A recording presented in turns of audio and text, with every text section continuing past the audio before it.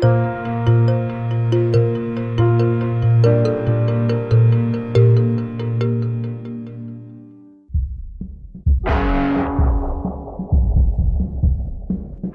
computer hacker group Anonymous is claiming tonight that it took down the website of the Federal Appeals Court in San Francisco this afternoon. They took down Senate.gov servers. They've taken down HB Gary. Sony's claiming they did $150 million worth of damage. So many confidential files that tonight, because of these hackers, can be in the hands of anyone. Visa, MasterCard, the PayPal situation. The criminals who hacked into Sarah Palin's private email. The Church of Scientology says Anonymous is a cyber terrorist group of religious bigots. Anonymous and this other group called Lulz Sec. They seem to be wanting to prove a point. Anonymous kind of was like the big, strong, buff kid who had low self-esteem. And then all of a sudden punched somebody in the face and was like, holy shit, I'm really strong. And Anonymous calls itself the final boss of the internet. And sometimes it proves to be really fucking true. You are going to violate the freedoms of the internet, you certainly better watch the fuck out. They are kind of the rude boys of activism. There's a real rough edge to them, which I think also is one reason why they garner so much love and hate from people too. They represent a certain sort of chaotic freedom. Individual, young, nameless, faceless folks are having geopolitical impact. I mean, it's both exhilarating to realize that and terrifying to realize that. It kind of depends on how that power is wielded. We are legion. Please do not forget. Expect us.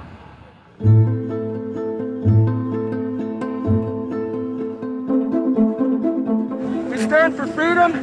We stand for freedom of speech, the power of the people, the ability for them to protest against the government, to right wrongs. No censorship, especially online, but also in real life. We have members throughout society and all stratas of it worldwide. Yet we have no leadership. It's one voice. It's not individual voices. That's why we don't show our faces. That's why we don't give our names. We're speaking as one, and it's a collective. Good timing.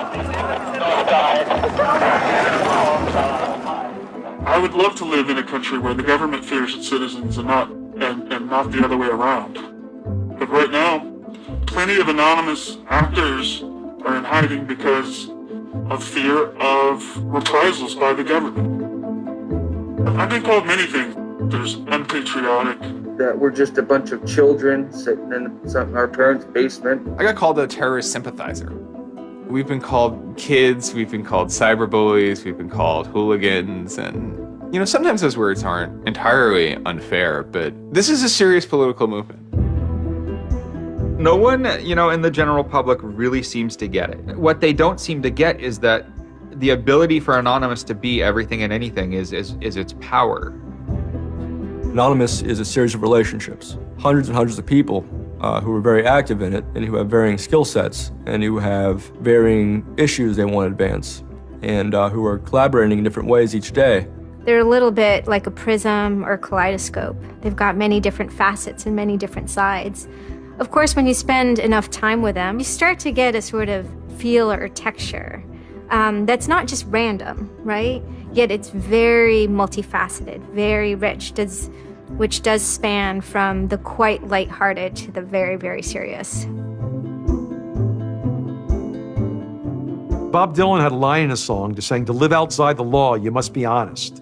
They might do something which isn't technically correct, maybe it's not legally correct, but they're doing it for purposes that in their minds at least are ethical. People who know what they're doing, who share an ethos, who have a commitment to exposing and humiliating the man, who have a very low tolerance of lies and what they perceive as evil on the part of overweening power structures. They share information, they share tools and techniques, and they are currently having a very good time. The hacker culture, as we know it, really sprang from one place. It was MIT, and it was specifically the people in the Model Railroad Club, the Tech Model Railroad Club. Hacking originated as humorous pranks.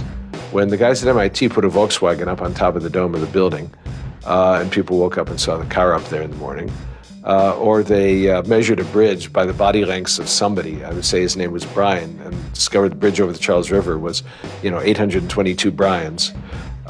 These are funny things. That's where hacking originated, and it migrated into engineering and computer communities. It's witty, it's pranks. I'm Chris Weishopel, former member of the Loft. We don't necessarily say hacking group because it makes it sound like we're hacking, so we used to call it a hackers think tank. Hacktivism was a term coined by a group called Cult of the Dead Cow. The Cult of the Dead Cow was really kind of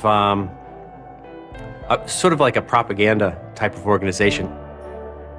They had a guy who's the minister of propaganda. They're kind of merry pranksters. Like everything they did was completely over the top.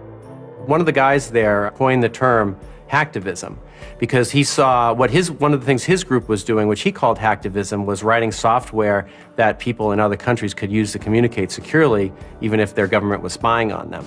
So the principle was freedom of expression. It was everyone should have access to the internet. Everyone should be able to communicate and get their message out on the internet. Even more important in countries where there was repressive regimes, that if you said something against the regime, they would come and take you away, and you weren't saying it anymore. Just like in traditional activism, it spans the full gamut from sit-ins or pickets to actually spiking trees and pouring sand in the engines of construction vehicles. I mean, there's real sabotage. The same thing does all fall under the hacktivism label. There is a spectrum. There's sometimes a strong anarchist flavor to it as well.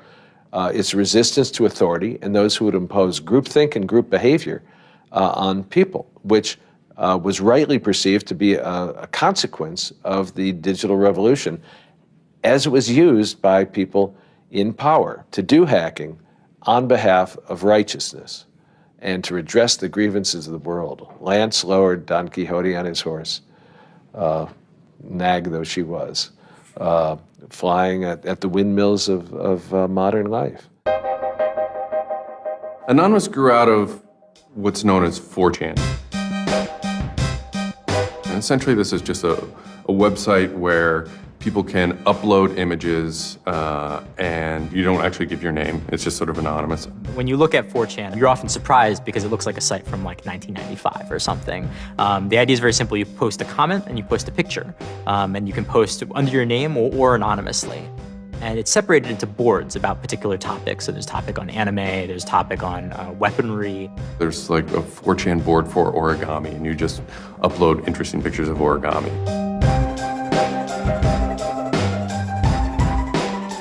And then there was a group called the B board, which essentially was for like anything goes. The first time anybody goes on B, it's kind of an instant revulsion. Because there's never a time that you go on there where you don't see something horrible. That instantly puts off a lot of people. The idea is post something that can never be unseen.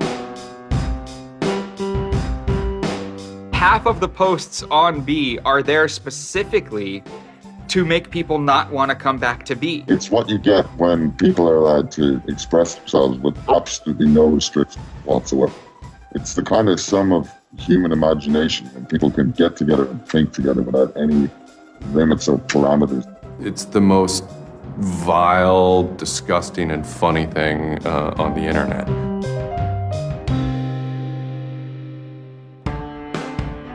One of the important things about 4chan is to have a thread that really explodes and lasts for a long time. If it doesn't, then it disappears. It's a site that's not archived. So it creates conditions for anything that grabs attention at some level. And so humor and grotesqueness as a result are quite good for that. I'd rather just be referred to as anonymous, I guess, in any interviews, because I have some docs out on me. 4chan's just where I went to. I grew up on it and I lived there. That's just what I did for fun. It takes a thick skin to enjoy it.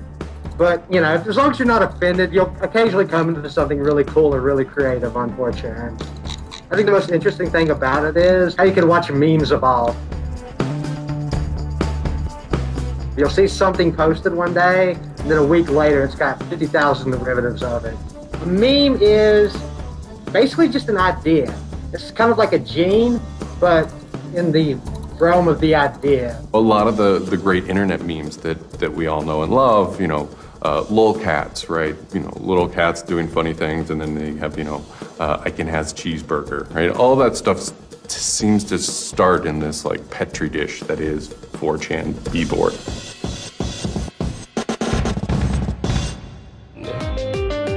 Say it publicly and you're insane. Chocolate rain.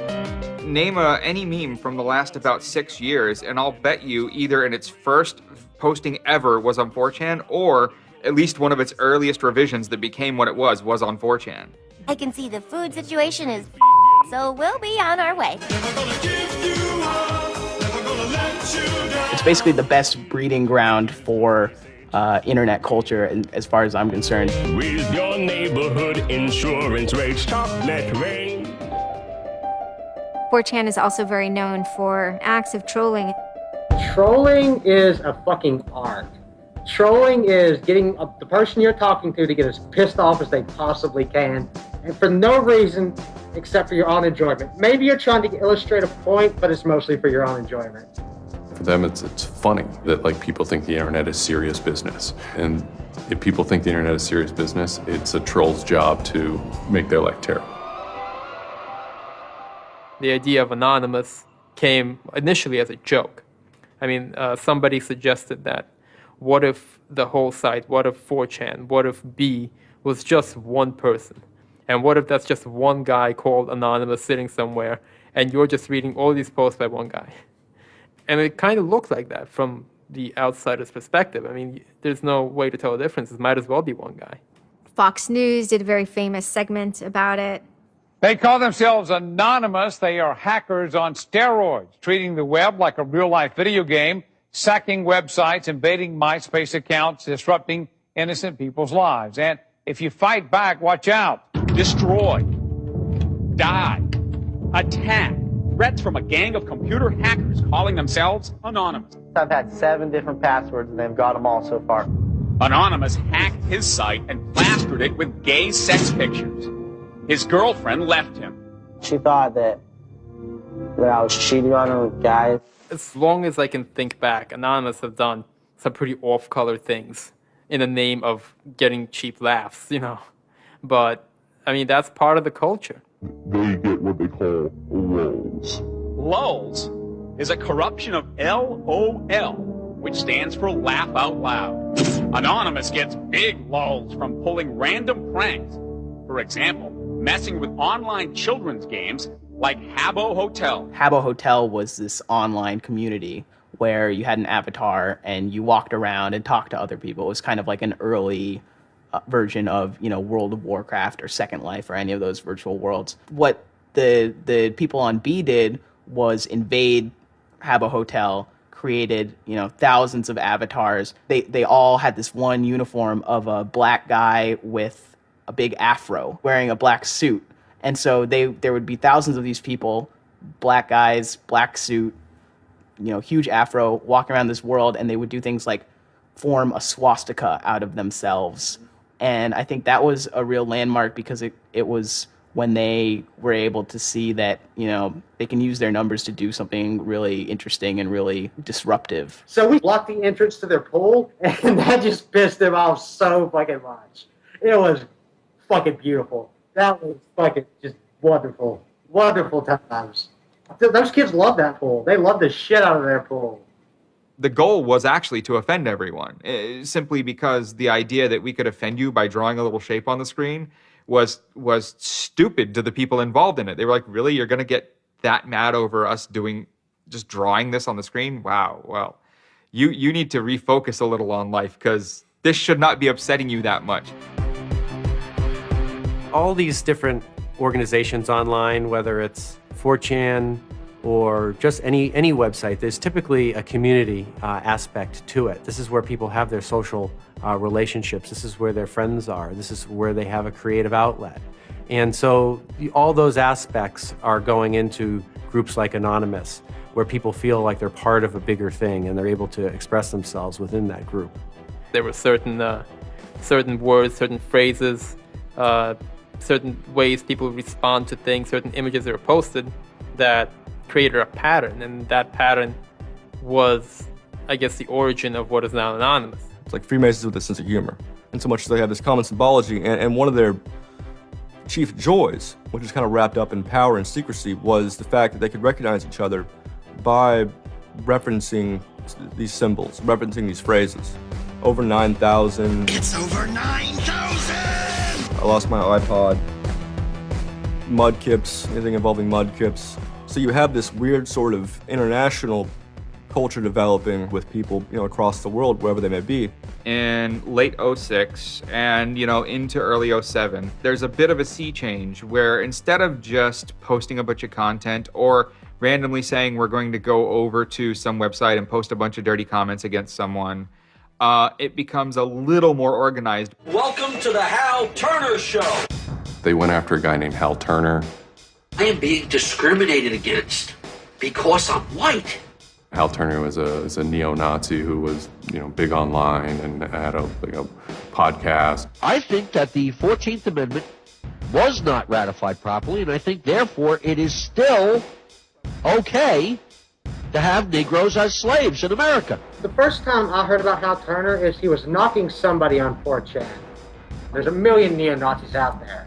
But he started picking on our dudes, so we had to go to our dude's fucking defense, and it just so happened that he was a neo-Nazi, so that's a bigger reason that he's a fucking dickface. Who are you? Where are you calling from?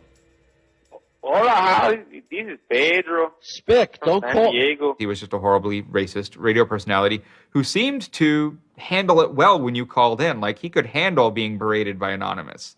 And that made it very interesting. It made it a bit of a challenge. It wasn't some guy who just either crumbled or stopped answering the phone. It was a guy who would yell back. Hal Turner wasn't the first, actual person that, Anonymous had caused trouble for, but the circumstances ended up being significant. They DDoS'd his website, stuff like that, costing him thousands of dollars, bandwidth fees. Denial of service has been around for a long, long time. The equivalent of if you, for some reason wanted to disrupt a bus service, right? You can hire 1,000 extras to all go and line up at the bus station, right, and get on the bus. And so that anyone who was really trying to get on the bus couldn't do it, right? It's as simple as that. When you stop trying to visit, website goes back up, no permanent damage. We DDoSed him, and then we kind of trolled him in real life. We sent countless pizzas to his house. We signed him up for escorts on Craigslist.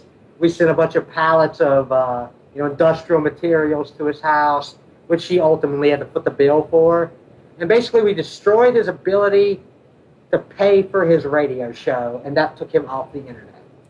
And then they ended up getting some real hackers to help them out. This wasn't sort of pranks. They actually were able to get into Hal Turner's private servers and his mail servers and find some interesting emails that he was serving as an FBI informant, which, if you're a right-wing neo-Nazi, is not a good thing to be. And obviously him being an FBI informant and also his reaction, his sort of douchebaggy reaction to the raids, damaged his credibility within the white nationalist scene, which is a shame.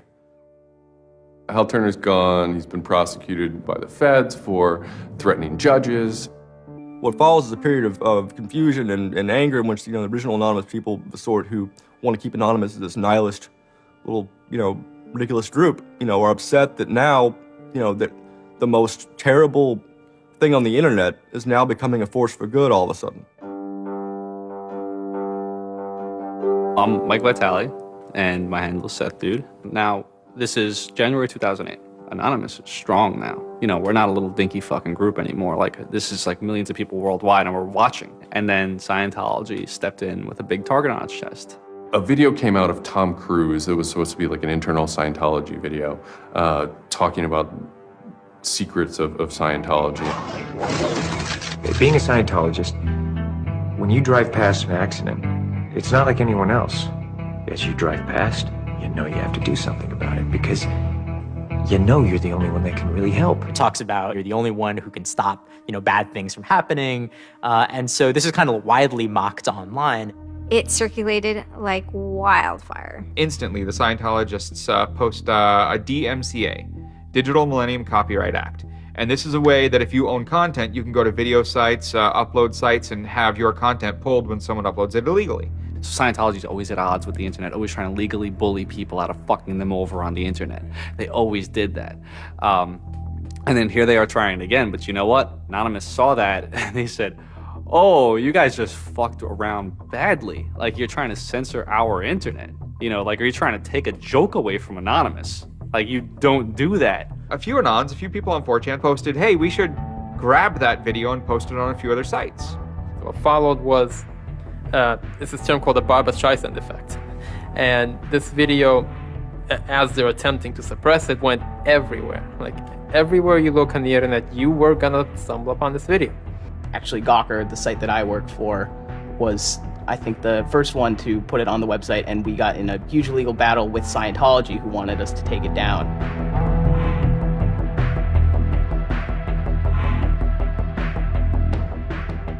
Scientology is an interesting target because in some ways it's the perfect inversion of what geeks and hackers value. At so many different levels: science fiction, intellectual property, discourses of freedom, science and technology. It's very proprietary, it's closed. And so in some ways, if you had something like a cultural inversion machine and you stuck geeks and hackers in there, you'd get something that looks a lot like Scientology. So it's quite offensive, and there's a real pleasure in attacking your perfect nemesis. And people who knew what Anonymous was to begin with were like, oh my God, Anonymous is going to go to war with Scientology. This should be really interesting. Especially because it's two weird-ass groups. I mean, I've been an Anon for a long fucking time. I know Anonymous is really strange. They're weird, and the stuff we like is weird, and it's really not mainstream at all. Now you have Scientology. Also really weird. A lot of crazy shit goes down. Anybody on the outside who's seeing this is going, let's watch these two retards fight. Like, both their pants are gonna fall down, they're gonna triple, and then it's gonna hurt everybody, and it's gonna be hysterical. And then that's when 4chan kind of reared into action, really reared into action. And they started to troll the Church of Scientology. And this took the form of pranking the Dianetics hotline, ordering pizzas. I go to call them on the phone and it's busy. And that's their main fucking Dianetics hotline. Their Dianetics 800 number, you can't get through because Anons have completely fucking clogged it and just probably saying stupid shit. The whole idea was just you call them just to keep them on the phone. What's an Elron? How do I Dianetics my face? They were not expecting that and they couldn't handle it. I'm Brian Mettenbrink.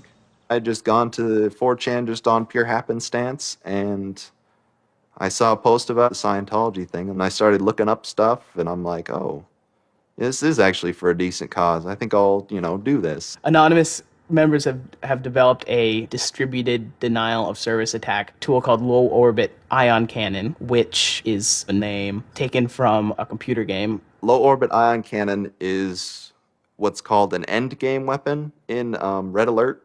All you had to do was literally follow instructions step by step. You do is you put in the site, you see that the IP is correct, you make sure that all these settings are good, and you hit the button, and off it goes. And what it does is it tells Scientology.org, in this case, it tells them to send their website to my computer about, I think, it was 800,000 times in a weekend, and I'm pretty sure I probably took it down myself a couple of times. It felt like you were making a difference, just you yourself, and you didn't even have to leave your home, And one of the guys said, we need to make a video. We have to make a video. Hello, leaders of Scientology. We are Anonymous. When the video came out on January 21st, that was one of the first times that Anonymous, as a culture, started referring to itself as Anonymous as a movement. That video probably changed everything. We are Anonymous. We are Legion. We do not forgive. We do not forget. Expect us. It basically looked like if a computer was going to tell you that he was going to beat the shit out of you, this is what it would look like. That one video really galvanized that moment of innovation. That's exactly like with that video, internet activism, as it's known today, was born. And you just see this consensus forming that it's going to happen. So we made the code of conduct. Don't bring weapons. Dress accordingly. Cover your faces, because they will try and find out who you are and screw with your life. Rule number 17. Cover your face. This will prevent your identification from videos taken by hostiles. Scientology has a history of harassing, stalking, and just generally doing horrible things to its critics. So people needed a way to hide their identities. A lot of people had very legitimate fears. They don't want to be followed home. They don't want to be stalked. They don't want to put their families and themselves in danger. Everyone was going, well, we're going to wear a mask. What's the only fucking mask that we all already know or have a joke about? And it's the Guy Fawkes mask. You see the movie V for Vendetta, the ending scene where everyone's wearing the Guy Fawkes mask. That is very reminiscent of what Anonymous thinks Anonymous is.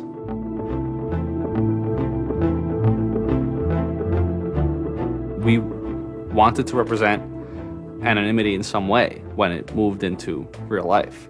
I think that the Guy Fawkes mask was one of the most natural things to happen. It is the idea that none of us are as cruel as all of us. You have this massive crowd of people who are anonymous that is going to fight against a bigger thing and win.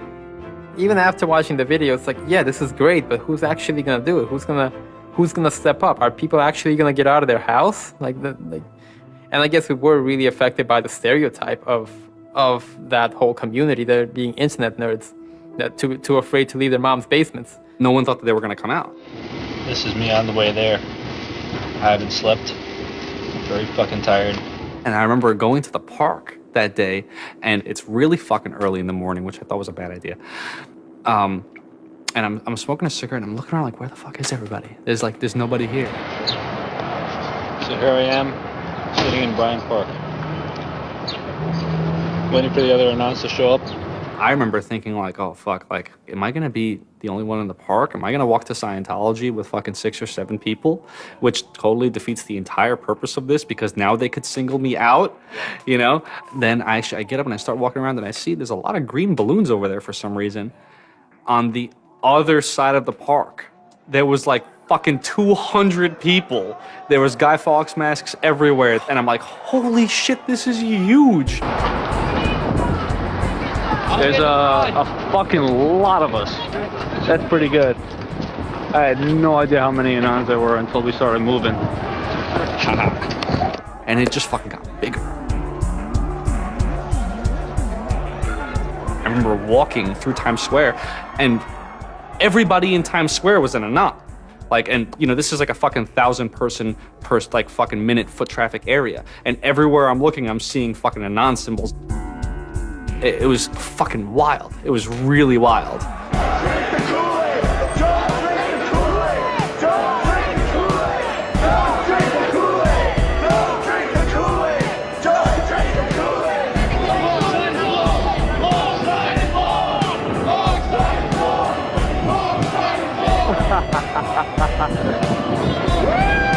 This is our fucking raid. Hell yeah! So we start getting numbers in. And Sydney, we're thinking that it's going to be 50 people. And before 10 a.m., before even time, there's already 50 people there. And there's still streams of people walking down the streets. A couple hours into it, you know, because I didn't go to bed until 1 in the morning, you know, you're looking at Sydney as, wow, there's 250 people in Sydney. The cops are estimating higher than that for their reports. What just happened?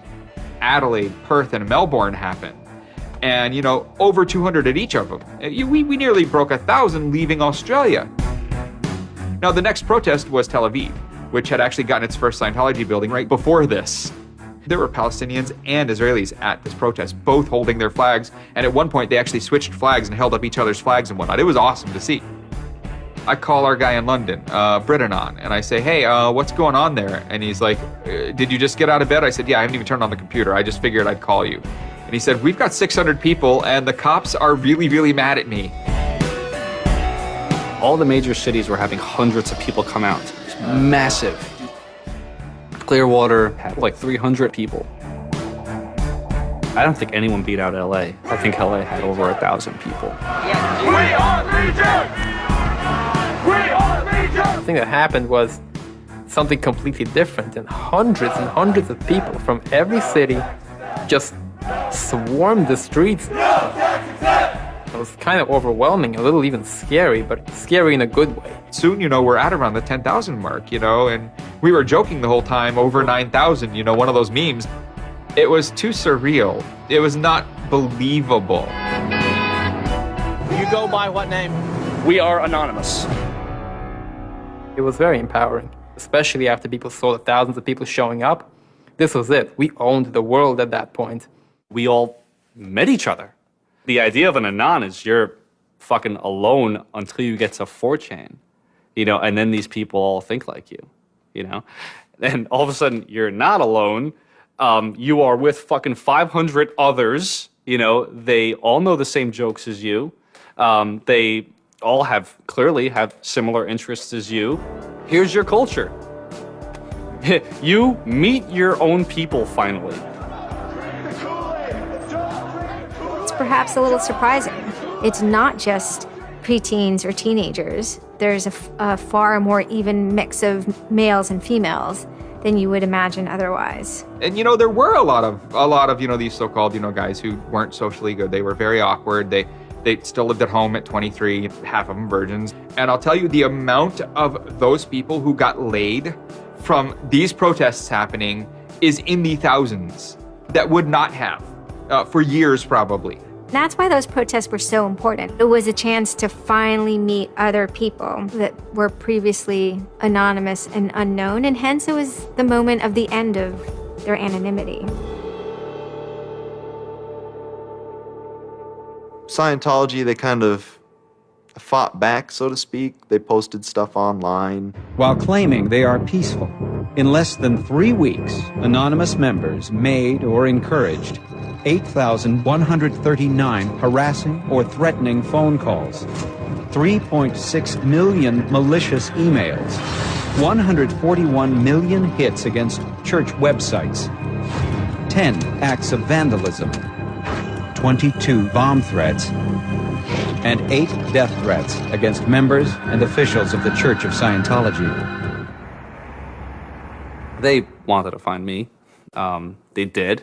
They hired PIs. They started taking pictures of us, threatening to sue us. I did the whole low orbit ion cannon stuff, and then I pretty much just went about my life after that for, I think it's 6 months, and then the FBI showed up here at my parents' house. 2 men got out of the car and took Flashed took their jackets off and laid their guns on the front seat and came up to ask us if Brian was home and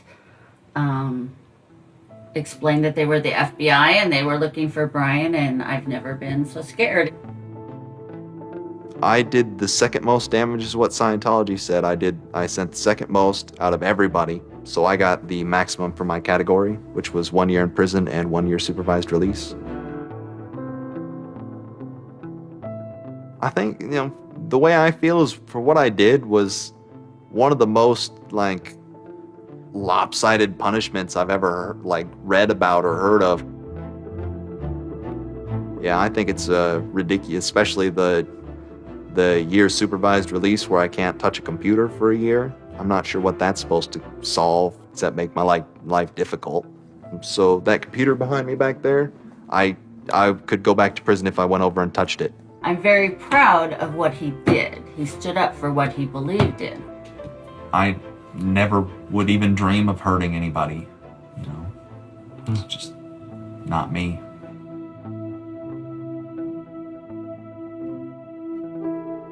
Prior to Anonymous, critics of the church still had to be very, very careful because of the aggressive lawsuits that were launched against academics, journalists, and other critics. I would say that era is over. And Anonymous, more than any other sort of intervention, is probably responsible for that change. This actually caused a decent rift in Anonymous. There was one big group, significant group of people who would say, this Chanology stuff, it's cancer, it's awful, it's bad, it's just bringing attention to us that we don't want. One Anon said it well once. There is no leader. Their ops have momentary leaders, de facto leaders.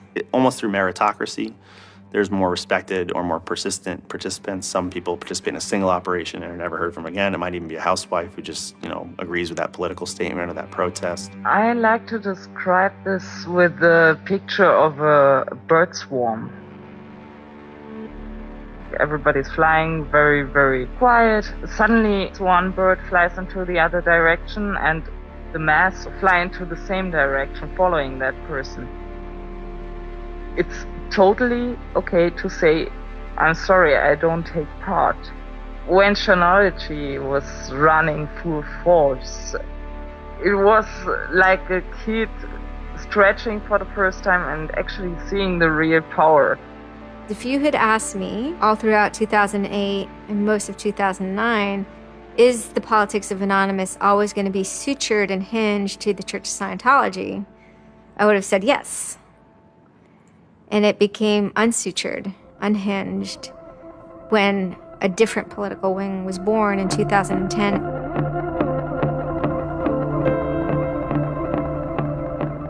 It is our task to find secret, abusive plans and expose them where they can be opposed before they're implemented. The interesting thing about someone like Assange is that he actually also sprang from, a hacker culture. It's a mentality of spreading information. Julian was Mendax. He was the greatest hacker that ever walked the face of the earth when I was a kid. I mean, they rumored he could move satellites around in space by hacking into NASA. Maybe it never happened, but it was a myth that kept young kids like me wanting to plug a computer into a modem and see if I can move some satellites around. WikiLeaks is an instantiation of the hacker ethos. Truth wants to be free, and we want to liberate it. WikiLeaks released a huge trove of diplomatic cables. There was a lot of controversy from every quarter of society. The WikiLeaks website released nearly 400,000 secret U.S. files on the Iraq War late today. It was the largest leak of classified U.S. files in history. There was one particular moment that really sparked the fire, and this was when PayPal, MasterCard, and Amazon pulled services for WikiLeaks. So all of a sudden, there's no way to actually process donations to WikiLeaks. And then people went and found neo-Nazi groups. Visa and MasterCard were perfectly fine with you being able to PayPal, being able to make donations to them. But WikiLeaks, no. I think WikiLeaks is doing a good thing. It's just a total hypocrisy. They got their little fucking banking mafia to fuck, WikiLeaks over. People were incredibly angry. There was a real sense of rage. Anonymous lost PayPal. They were pissed. The numbers of participants were massive. And they managed over the course of a couple of days to disable the websites of MasterCard and PayPal. It was beautiful. Because what you had is people finally stood up for something.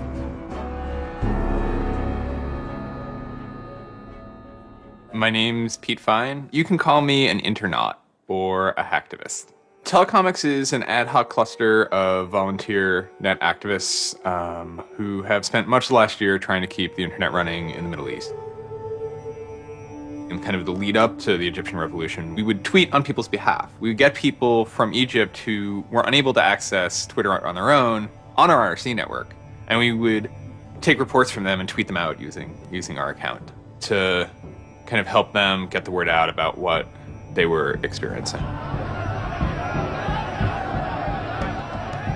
Some of this shit is personal. And one of the things about the movement as a whole, when Egypt rolled around, is that Egypt broke us emotionally. Watching in real time with live feeds that we helped set up, Egyptians get massacred with machine guns. It was different, and I have never in cyber activism wept before. It's never bothered me like that. It's never been able to touch me the way Egypt touched me. And then January 27th, January 28th rolls around, and the Egyptian government starts shutting down the internet. I mean, just for the whole country. There's this fantastic traffic graph that you can see the traffic coming out of Egypt, and it looks like, like this, and it goes like that. Just totally stops. And we were just shocked. We were just like, what the fuck? Like, what the fuck? To think that a country would completely cut itself off as much as it was able to from the outside world was pretty unthinkable. We know bad things go on in the dark places. That's the kind of thing that could start riots.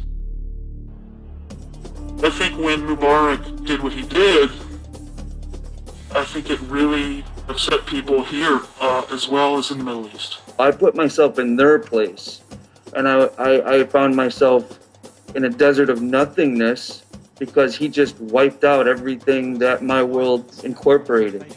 That just showed me and everybody else that the same thing can happen at any time, at anywhere, in any government. Anonymous and the people on the internet stood up and said, go fuck yourself. You want to shut down their internet? Fine. The people on the internet will show them how to turn it back on. A lot of my friends helped with encryption, helped people on the ground in those countries validate SSL keys and certificates, and really showed them how to subvert their government and become free. And then Telecomics started to tweet connections to the internet, dial-up connections. In Egypt, the care package we put together included some kind of our comms information, the ham radio and dial-up modem details. In total, we helped coordinate and run about 500 dial-up modem lines. We also Googled up treatments for tear gas and other kind of basic medical treatment and found folks who could translate that into Arabic. Sort of put this together in a nice one-page PDF and fax, and off it goes. President Hosni Mubarak has decided to step down from the office of President of the Republic.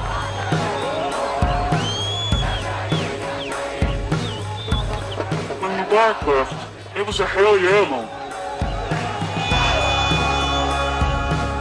People can rise up. People can make a change. And I think for a lot of people in America, it was the first time they had seen people rise up and take down their government and say, we're sick of this shit. We're sick of the oppression. We're sick of living as slaves to your power.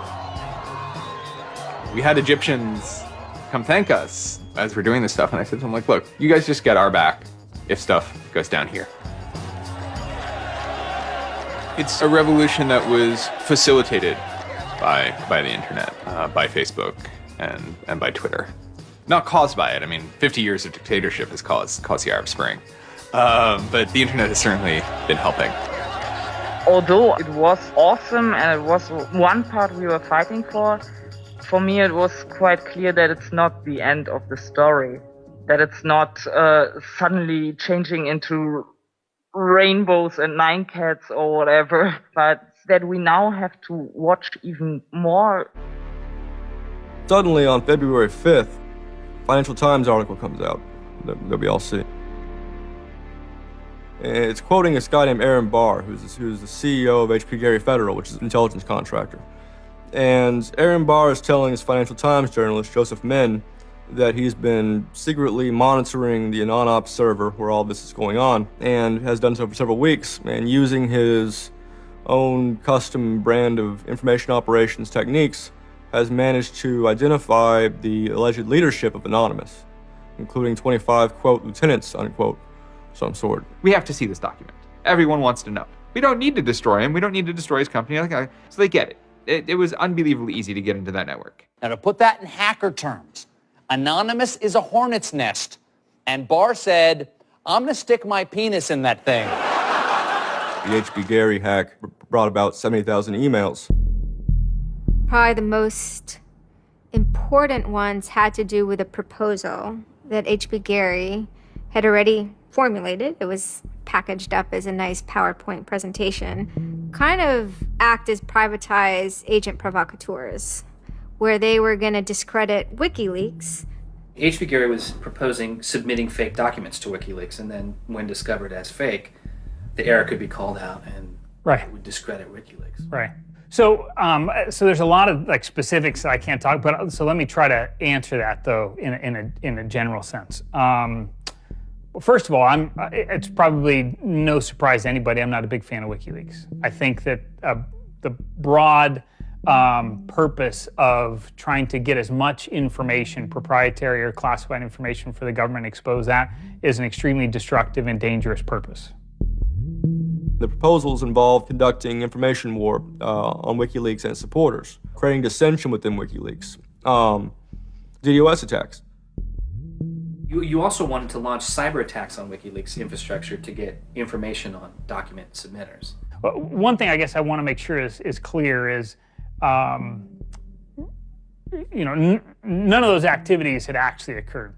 In business, there's, when you start proposing or thinking about an idea, there's a brainstorming phase. And somebody says, well, what if, what could we do? What's theoretically possible? Well, still, this was an idea. This was proposed. This was something that you thought about. Right.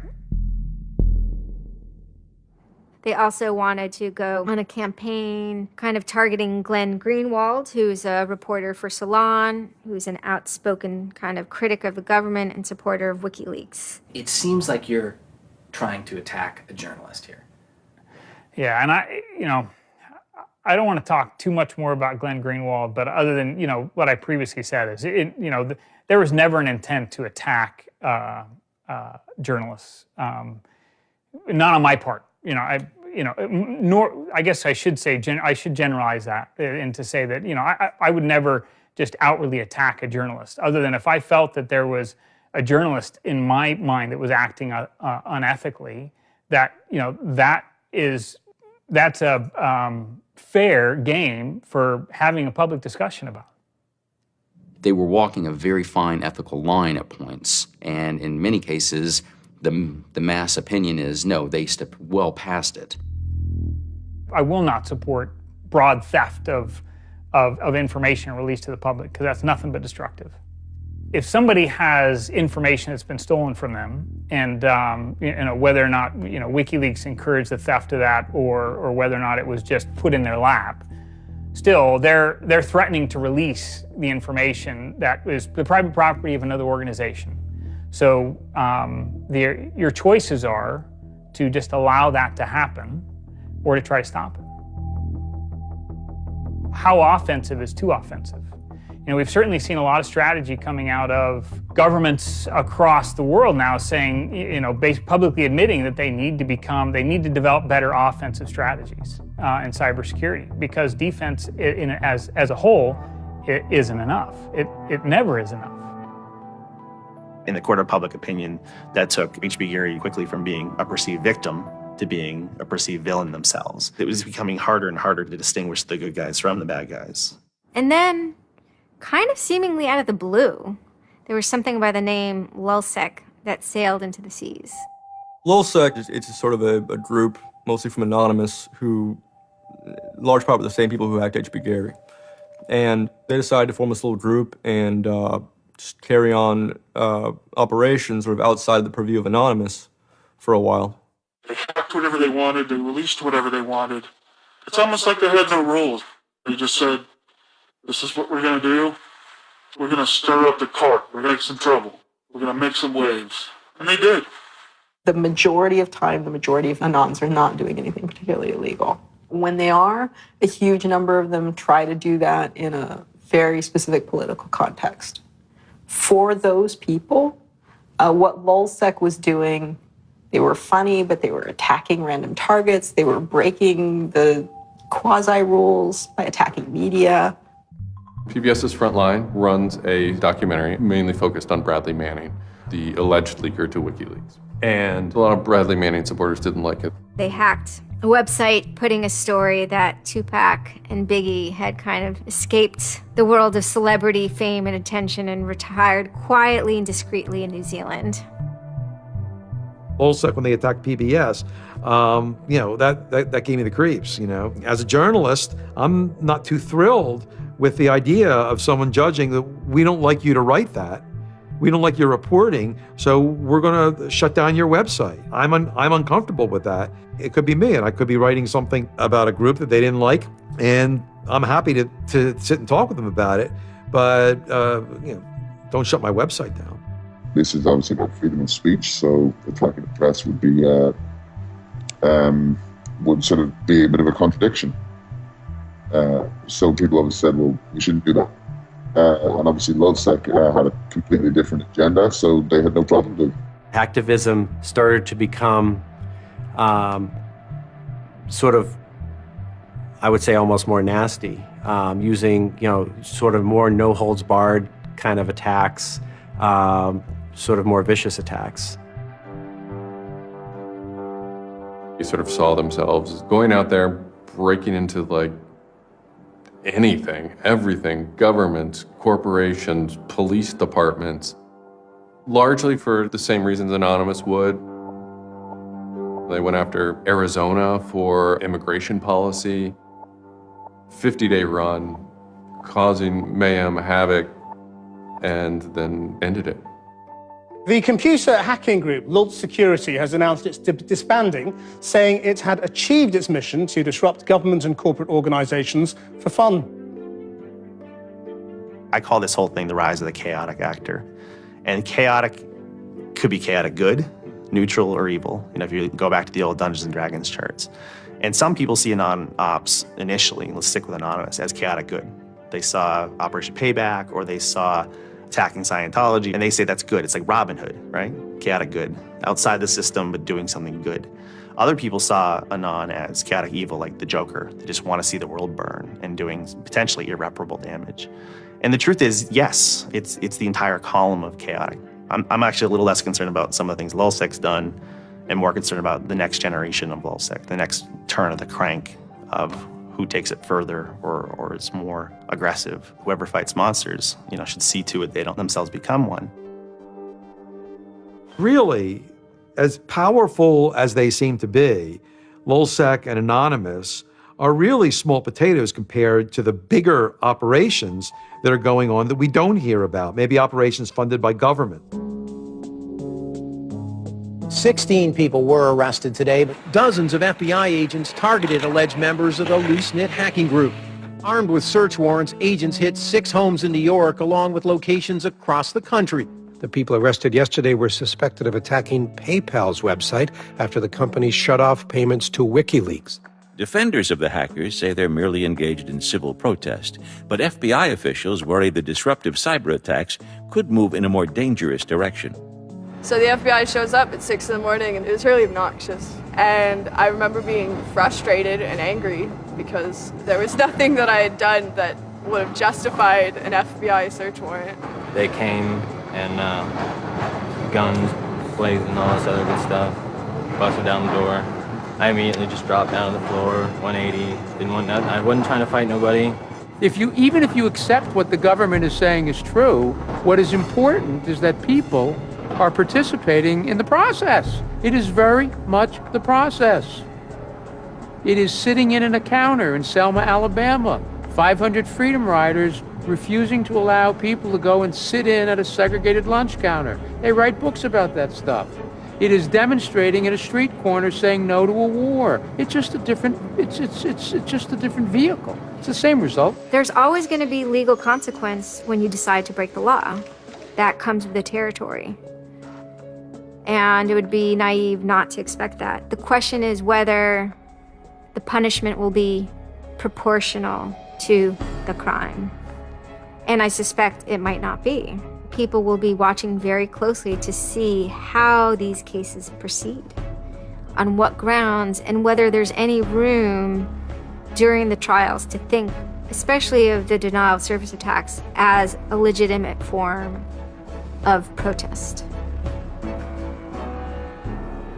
So much of our lives are now configured, at least in part, on the internet. So we better start thinking about how we claim parts of the internet as spaces that we can also protest in. There is a certain online culture that believes in certain values, like freedom of expression. They're against corruption. They're against governments controlling their citizens. And when they see those values harmed in some way by some organization, the hacktivists strike back. I don't think this whole issue is a technical hacking thing. This is more about human philosophy and psychology. What's motivating us? Why is there so much unrest or disenfranchisement or anger that would lead people to want to take matters in their own hands and join these? Whether you think it's bad or not is irrelevant. It's not going away. The part of me that likes the ability to have rapid destabilization and change loves this. The part that knows how powerful it is means it's a force multiplier for good or for evil. And how that power is wielded and how we want to self-regulate is going to be the most deciding factor in if this is a menace or a benefit. I certainly don't think most of the conversations in law enforcement or the government are informed enough to know how to deal with this. I suppose the question you really want to ask is, would I do it again? And honestly, after thinking about it, I felt that I did what was right. I had a belief, I still do, that what I did was the right thing, and hopefully someone got some good out of it. You know, I'd love to think that maybe I stopped someone from joining a cult, you know. Probably wouldn't tell on myself next time, but, you know, I don't think I would have changed a single thing other than the whole talking to the FBI thing. Just that little Yeah, just the little detail that kind of changed everything, yeah. I'm angry. Occasionally I have small breakdown moments of terror, but I haven't stopped believing what I believed. I haven't stopped wanting to fight. I haven't stopped caring. Show me what democracy looks like! Show me what democracy looks like! There's a lot of people in Anonymous who feel very deeply and very sincerely about their contribution towards democracy around the world. And I think that's one of the main things that I'm most proud of about Anonymous. There are things that I'm not proud of about Anonymous, but we stand against censorship and we stand against oppressive governments, even our own. It's a very noble thing.